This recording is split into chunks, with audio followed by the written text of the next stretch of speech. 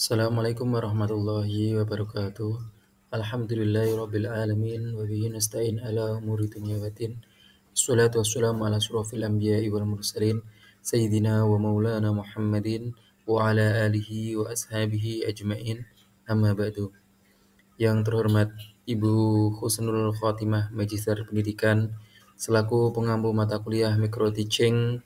Perkenalkan, nama saya Muhammad Saifuddin Jazuli dari kelas A11 PJJ PAI. Pada kesempatan kali ini saya akan menyampaikan tugas UTS terkait dengan membuat rencana pelaksanaan pembelajaran atau RPP. Pada kesempatan kali ini saya akan menyampaikan rencana pelaksanaan pembelajaran atau RPP pada sekolah Madrasah Aliyah Miftahul Thulab pada mata pelajaran fikih kelas 10 semester 1 dengan alokasi waktu 2 kali 45 menit dengan judul materi yaitu adalah konsep fikih dalam Islam yang terbagi menjadi 4 pertemuan, yaitu pertemuan pertama, kedua, dan ketiga, dan keempat. Yang pertama adalah tujuan pembelajaran. Tujuan pembelajaran melalui kegiatan mengamati, menanya, mengeksplorasi, asosiasi, dan mengkomunikasikan peserta didik sehingga dapat mampu menganalisis isi materi tentang konsep fikih dalam Islam dengan baik. Yang kedua adalah memahami materi tentang konsep fikih dalam Islam dengan baik. Kemudian tujuan yang ketiga adalah mengkomunikasikan materi tentang konsep fikih Islam dengan baik. Kemudian media pembelajaran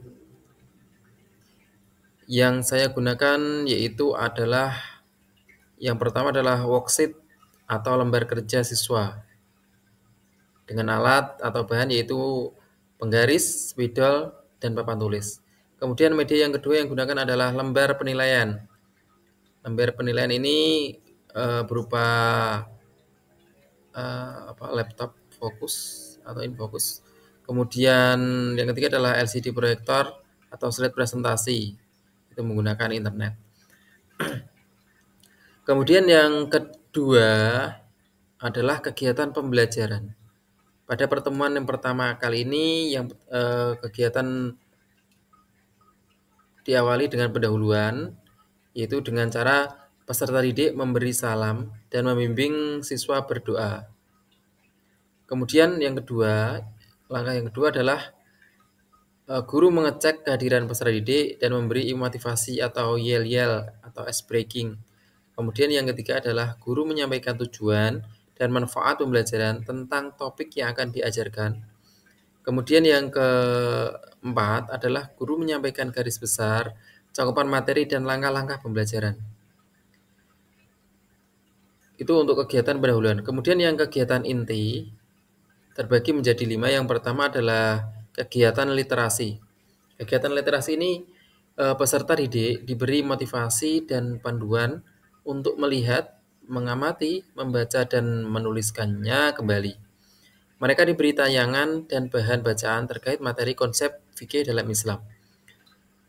Kemudian kegiatan inti yang kedua yaitu adalah critical thinking atau berpikir kritik, yaitu guru memberikan kesempatan untuk mengidentifikasi sebanyak mungkin hal yang belum dipahami, dimulai dari pertanyaan faktual sampai pertanyaan yang bersifat hipotetik. Pertanyaan ini harus tetap berkaitan dengan materi konsep fikih dalam Islam. Kemudian kegiatan inti yang ketiga adalah collaboration atau kerjasama, yaitu di mana peserta didik dibentuk dalam beberapa kelompok untuk mendiskusikan, mengumpulkan informasi, serta mempresentasikan ulang dan saling bertukar informasi mengenai konsep fikih dalam Islam. Kemudian kegiatan inti yang keempat yaitu adalah communication atau berkomunikasi, di mana peserta didik mempresentasikan hasil kerja kelompok atau individual secara klasikal dengan mengemukakan pendapat atas presentasi yang dilakukan kemudian ditanggapi kembali oleh kelompok atau individu yang mempresentasikan.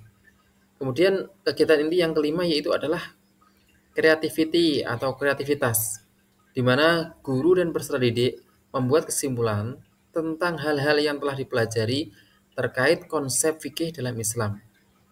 Peserta didik kemudian diberi kesempatan untuk menanyakan kembali hal-hal yang belum dipahami. Kemudian pada kegiatan yang terakhir yaitu adalah penutup, di mana guru bersama peserta didik merefleksikan pengalaman belajar. Yang kedua adalah guru memberikan penilaian lisan secara acak dan singkat. Kemudian yang ketiga adalah guru menyampaikan rencana pembelajaran pada pertemuan berikutnya dan berdoa.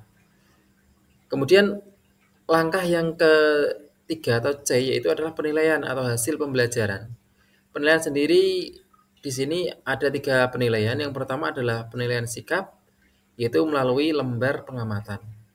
Kemudian yang kedua adalah penilaian pengetahuan, yaitu adalah lembar kerja peserta didik. Kemudian yang penilaian yang ketiga adalah penilaian keterampilan, yaitu berdasarkan kinerja atau observasi berdasarkan diskusi yang dilakukan.